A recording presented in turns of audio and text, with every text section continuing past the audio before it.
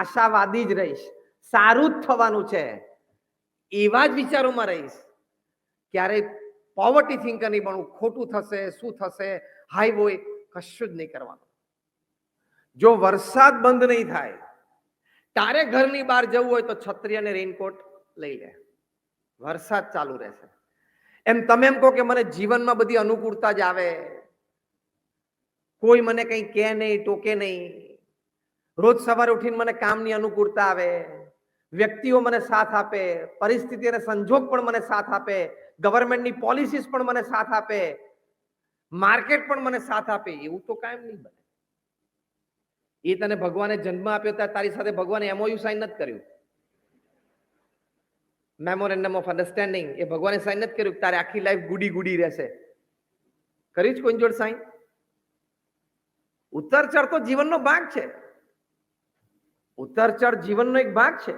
આપણે બધા sine wave ભણ્યા છીએ ને, આમ સાઇન વેવ, ટોપ પર આવીએ પાછા નીચે જઈએ, પાછા ટોપ પર આવીએ પાછા નીચે જઈએ, એમ કરતા કરતા જ જીવન પૂરું થાય. અને તો જ રાઈડની મજા આવે ને. હિલ સ્ટેશન ઉપર રાઈડની કેવી મજા આવે છે? તો લાઈફની એવી હિલ સ્ટેશન જેવી જ રાઈડ હોય. આવા બધા પ્રાથમિક વિચારો જીવનમાં દ્રઢ કરી રાખ્યા હોય તો હંમેશા એડવર્સિટી, પ્રતિકૂળ પરિસ્થિતિમાં પોઝિટિવિટી રહે. એટલે ટૂંકમાં આપણે પોતે વ્યવસ્થિત ગોઠવવાનું, આપણે આપણું જીવન વ્યવસ્થિત ગોઠવવું જોઈએ અને આપણે આપણી જાતને વ્યવસ્થિત ગોઠવી લેવાની, તો એની જાતે બધું સારું થઈ જશે. તમે ડિસ્ટર્બ થશો તો બધું જ ડિસ્ટર્બ થશે. ફેમિલી ડિસ્ટર્બ થશે, ફ્રેન્ડ સર્કલ ડિસ્ટર્બ થશે, ઓફિસ વર્ક ડિસ્ટર્બ થશે, તમારું બિઝનેસ ડિસ્ટર્બ થશે, બધું જ ડિસ્ટર્બ થવા માંડશે તમે ડિસ્ટર્બ થશો તો. અને તમે ડિસ્ટર્બ ના થાવ તો બાકીનું બધું ડિસ્ટર્બ થયેલું હશે ને તો એ ધીમે ધીમે ગોઠવાવા માંડશે.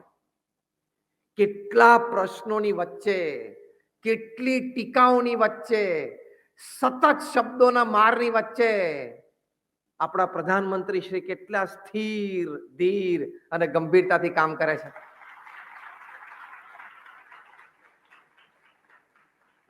એમને કોઈએ પૂછ્યું કે તમારું આટલું સરસ સ્વાસ્થ્ય, 71 વર્ષની ઉંમર છે, એનું કારણ શું છે? તો હસતા હસતા જવાબ આપ્યો કે હું રોજ 1 થી 2 કિલો એક સ્પેશિયલ વસ્તુ ખાઉં છું. તો બધાને આશ્ચર્ય થયું કે 1-2 કિલો સ્પેશિયલ કઈ વસ્તુ ખાય છે? તો કે રોજ સવારે ઉઠી અને સાંજ સુધીમાં 1-2 કિલો ગાળો ખાઉં છું. બીજો કોઈ સામાન્ય માણસ હોય ને તો હેપતાઈ જાય, હા, છાતી બેસી જાય, મૂંઝાઈ જાય, ગભરાઈ જાય કે હું આટલું સારું કરવા નીકળ્યો છું ને આટલી બધી ટીકાઓ.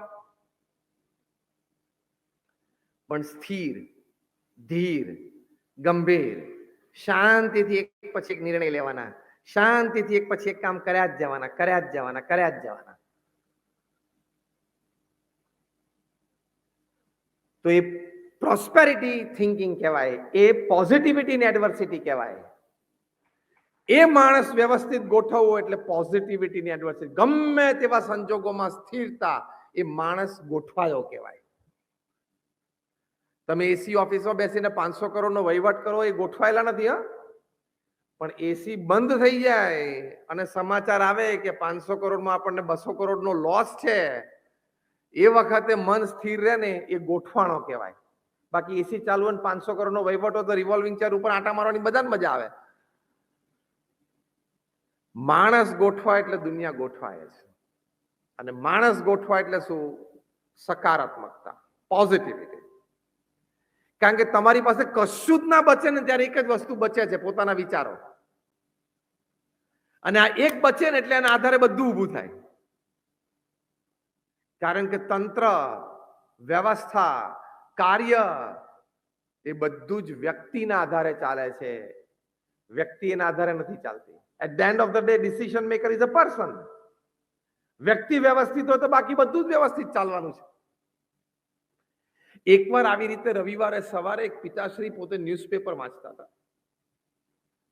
રવિ પૂર્તિ તો સારી આવતી હોય એટલે બધાને સવારે અને રિલેક્સ હોય, દિવસે ઓફિસ ના જવાનું એટલે મોટો મગ ચાનો ભરી બાજુમાં બેસીને શાંતિથી સન્ડે ન્યૂઝપેપર વાંચતા હતા. એમાં એમનો નાનો 8 વર્ષનો દીકરો એમને પજવવા લાગ્યો કે પપ્પા તમે મને કહેલું કે એક બેટ લાવી આપીશ અને અઠવાડિયું થઈ ગયું, હું રોજ તમારી પાસે માંગુ છું, મને બેટ આપો. એટલે પપ્પાએ કીધું જો આજે તો બેટા રવિવાર છે, હું તને કાલે ચોક્કસ લાવી આપીશ. પપ્પા તમે ગયા અઠવાડિયે આ વાત કરેલી, એમ કરીને જરા નાનો બાળક જીદે ચડ્યો. એના પિતાને એમ થયું કે આ મને શાંતિથી અને રવિ પૂર્તિમાં કંઈક સારી વાત હશે ઇન્ટરેસ્ટિંગ પોતાને ગમતા વિષયની, એટલે વાંચતા હતા. એમ થયું કે બાળક મને ડિસ્ટર્બ કર્યા કરે છે, આને કંઈક કામે લગાડવો પડે. આજુબાજુ જોયું કે આને શું ધંધે લગાડું, એટલે એક A4 સાઇઝના પેપરમાં એક વિશ્વનો નકશો હતો, વર્લ્ડ મેપ હતો. એ લઈ અને એમણે ફાડી અને એના ટુકડા કરી નાખ્યા.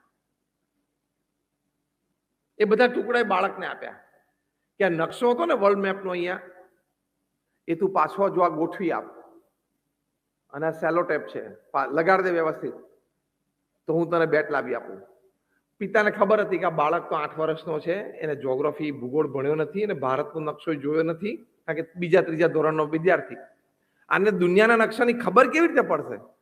એટલે એંગેજ થઈ જશે અડધો પોણો કલાક તો આપણે આપણો ટાઈમ નીકળી જશે. પેલો બાળક તો 10 જ મિનિટમાં પાછો આવ્યો, ફર્સ્ટ ક્લાસ સેલોટેપ પાછળથી લગાડીને આખો વિશ્વનો નકશો ગોઠવી દીધો. પિતાને બહુ આશ્ચર્ય થયું કે 8 વર્ષનો બાળક આ વર્લ્ડ મેપ કેવી રીતે ગોઠવે? તો કે મેં તને કહેલું કોઈની મદદ નહીં લેવાની. તો કે મેં કોઈની નથી લીધી. પેલા પિતાએ આ બાળકના માતાને એટલે પોતાના પત્નીને પૂછ્યું કે તેને મદદ કરી? તો કે ના. બહુ આશ્ચર્ય થયું. એટલે બાળકને પૂછ્યું કે આ દુનિયાનો નકશો તો તે કેવી રીતે ગોઠવી દીધો? તે તો કોઈ દિવસ દુનિયાનો નકશો જોયો જ નથી. પેલા બાળકે હસતા હસતા પપ્પાના હાથમાંથી પેલું કાગળ લઈને ઊંધું કર્યું કે પપ્પા પાછળ એક માણસ ઉભો હતો ને એનું ચિત્ર હતું, મેં માણસ પાછળ ગોઠવી દીધો, આગળ દુનિયા ગોઠવાઈ ગઈ.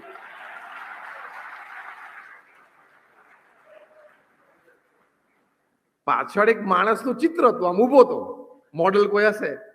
મેં બધું ઊંધું કરી અને પહેલા પાછળ માણસ ગોઠવી દીધો, એટલે આગળ દુનિયા એની જાતે ગોઠવાઈ ગઈ.